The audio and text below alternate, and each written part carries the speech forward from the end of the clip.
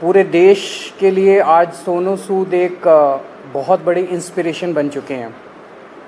देश भर में जब भी जहाँ भी कोई मुसीबत में होता है तो एक सोनू सूद जी को मैसेज या ट्विटर या कोई फ़ोन कॉल या मुझे पता चला हज़ारों लोग इनके घर पे रोज़ पहुंचते हैं, जो इनके पास जिस भी तरह की मदद, चाहे वो मेडिकल मदद हो, चाहे वो खाने की मदद हो, चाहे वो किसी भी चीज़ की मदद हो, किस्म किस्म की मदद लेने के लिए पहुंचता है, उसको मदद मिलती है। ये अपने आप में एक अजूबा है, अपने आप में एक करिश्मा है कि जो इतनी सारी सरकारें नहीं कर पा रही वो आज सोनू सूद जी कर रहे हैं। तो अभी इनके साथ काफ़ी लंबी बातचीत हुई, हमने समझा इनके सारे जो काम उसके ऊपर काफ़ी लंबी बातचीत हुई, जो काम ये कर रहे हैं कैसे कर रहे हैं, इतना बड़ा नेटवर्क इन्होंने कैसे बनाया, इतने रिसोर्सेज कैसे आए। हमने दिल्ली सरकार में जो अच्छे काम चल रहे हैं उसके बारे में भी सोनू सूद जी को हमने बताया। एक जो अच्छा डेवलपमेंट है कि जो हमारा दिल्ली में हम देश के मेंटोर्स नाम से कार्यक्रम अभी पायलट बेसिस पे चल रहा था, अब कुछ दिनों के बाद इसको लॉन्च किया जाएगा। मैं बहुत ब्रीफली इसको बता देता हूँ कि जैसे जो खासकर सरकारी स्कूलों में हमारे बच्चे पढ़ते हैं, वो बच्चे बहुत गरीब बैकग्राउंड से आते हैं। उन बच्चों के परिवारों में उनको सही दिशा और गाइडेंस देने वाले लोग कम होते हैं। मान लीजिए कोई बच्चा फैशन डिज़ाइनर बनना चाहता है, कोई बच्चा सिंगर बनना चाहता है, कोई बच्चा कोई पर्टिकुलर करियर, उसे पता नहीं होता मैं कहाँ जाऊँ, किसके पास जाऊँ, कैसे जाऊँ। उसके परिवार के लोग भी उसको नहीं बता पाते। ऐसे में हम लोग अपील कर रहे हैं देश के लोगों से, जो पढ़े लिखे लोग हैं, कि आप आइए, सामने आइए और सरकारी स्कूल के 1, 2, 3 जितने भी आप बच्चे ले सकते हैं, आप उतने बच्चों को के मेंटोर बनिए। तो उनसे आप लगातार फ़ोन पे बातचीत करते रहिए, उनको फ़ोन पे आप गाइड करते रहिए, बच्चे आपको फ़ोन कर कर के पूछते रहेंगे। और कई बार बच्चे स्ट्रेस में होते हैं, हमने देखा है कि इस वाले एज ग्रुप के अंदर सुसाइड्स भी बढ़ते जा रहे हैं, स्ट्रेस में होते हैं, इमोशनल स्ट्रेस में होते हैं। तो अगर उनके साथ कोई है जिसके साथ वो मन हल्का कर लें तो वो बड़ा उसका अच्छा इम्पैक्ट पड़ता है।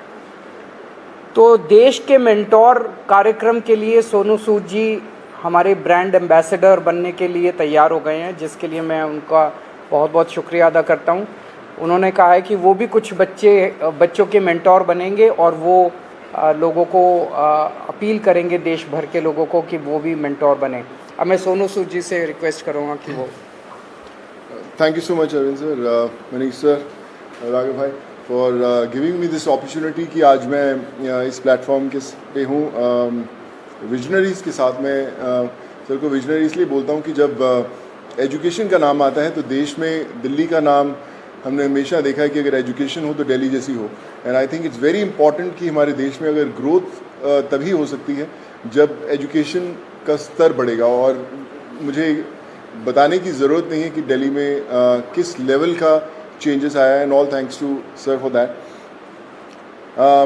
जब लॉकडाउन शुरू हुआ, लाखों माइग्रेंट्स के साथ, लोगों के साथ जुड़े, उनकी मेडिकल की प्रॉब्लम देखी, तो एक एजुकेशन एक बहुत बड़ा मुद्दा था।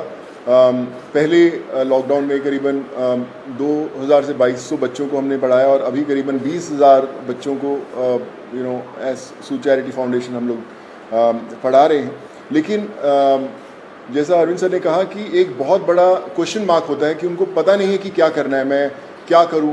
कई बार हमारे जो अच्छी फैमिलीज़ के माँ बाप होते हैं, पढ़े लिखे होते हैं, बताते हैं कि भैया आपको इंजीनियर बनना है, डॉक्टर बनना है, MBA कीजिए, कोई भी कीजिए। लेकिन ऐसे बहुत सारे फैमिलीज़ हैं जिनको बताने वाला कोई नहीं है। उनको एक रास्ता तो दे दिया आपने, एक प्लेटफॉर्म दे दिया, अच्छा स्कूल दिया, अच्छा सर दिया, लेकिन उन्हें बताने वाला नहीं कि आप करें क्या, दिशा कौन सी पकड़े। तो उस समय हमें वो लोग चाहिए जो एक बहुत एक्सपीरियंस साथ में लेकर आते हैं, जो आपके मेंटोर बनते हैं, जो आपको बताते हैं कि आप क्या कर सकते हैं। वो हर घर के अंदर कहीं ना कहीं एक मेंटोर है, लेकिन उसे पता नहीं है कि वो कैसे उन तक पहुँचे। सो मुझे लगता है कि आज दिल्ली सरकार ने एक वो मौका दिया है आपको अच्छा काम करने का। हम हमेशा बोलते हैं कि यार मैं करना चाहता हूँ, पहले मैं कुछ बन जाऊँ, मैं उस लायक बन जाऊँ, फिर मैं कुछ करूँगा, मैं इस्टेब्लिश कर लूँ, मैं अपना बिजनेस इस्टेब्लिश करूँ, या मैं सक्सेसफुल हूँ तो मैं जाके मदद करने की कोशिश करूँगा।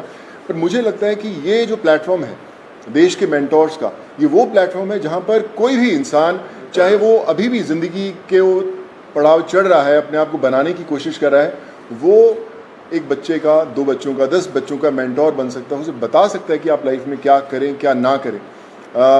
मनीष सर अभी मुझसे शेयर कर रहे थे, जो मैं बहुत अच्छे ढंग से रिलेट कर पा रहा था, कि हमें पता नहीं चलता कि हम किससे पूछें। मैं खुद एक इंजीनियर हूँ। जब 11-12 था तो उस समय 2 ही प्रोफेशन होते थे, या तो डॉक्टर बन जाओ या इंजीनियर बन जाओ, तो इंजीनियरिंग करने चले गए हम लोग।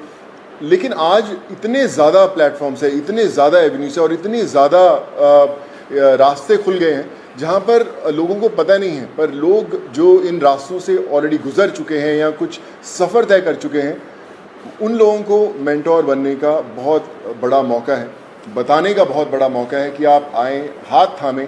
मेरे साथ करण भाई भी बैठे हुए हैं, मैं इनको पिछले 10-12 साल से जानता हूँ, लेकिन जब लॉकडाउन हुआ तो हमारी दोस्ती का एक अलग रास्ता इसलिए मिला क्योंकि हमने बोला कि चलो हम बच्चों का भविष्य बदलने की कोशिश करते हैं, उनको पढ़ाने की कोशिश करते हैं, और आज हम हज़ारों बच्चों को पढ़ाए भी। सो माई रिक्वेस्ट टू एवरीवन, जो भी लिसनर्स हैं या हमें सुन पा रहे हैं, आज आपको एक अच्छा काम करने का मौका दिया जा रहा है, देश का मेंटोर बनने का मौका मिला जा रहा है। हम लोग हमेशा शिकायत करते हैं कि भैया यार हमारे लिए फ़लाना आदमी कुछ नहीं करता, हमारा ये हक बनता है, हमने वोट दिए, वो क्यों नहीं करते। मुझे लगता है शिकायत करना बहुत आसान है और खुद काम करना थोड़ा सा मुश्किल, क्योंकि हमें पता नहीं है, हमें दिशा नहीं बनती। आई थिंक आज दिल्ली सरकार ने ये प्लेटफॉर्म खोल के देश के मेंटोर्स का प्लेटफॉर्म नहीं बनाया, बल्कि आपके लिए एक प्लेटफॉर्म बनाया है देश के लिए कुछ करने का। So be a part of it. चुनिए उन बच्चों को।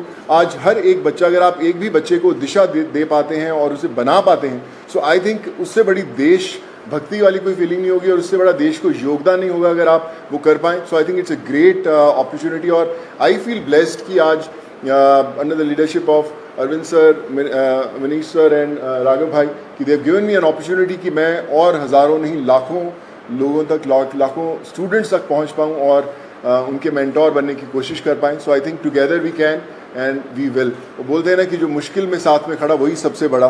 सो आई थिंक वो समय आ गया है कि हमें सबके साथ में खड़े होना है और करके बताना है। So thank you so much for this sir.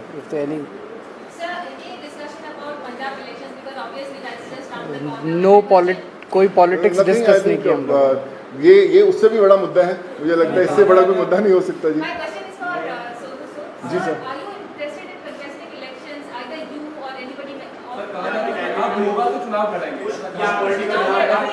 Sir एक एक करके मैं पूछता हूँ, सॉरी। हाँ जी जी।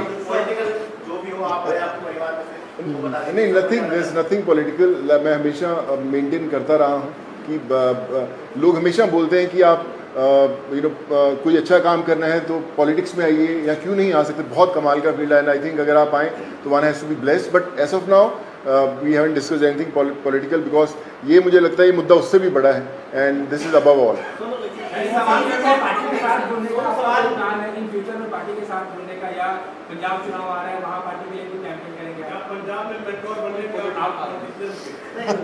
Like I said, we haven't discussed anything political.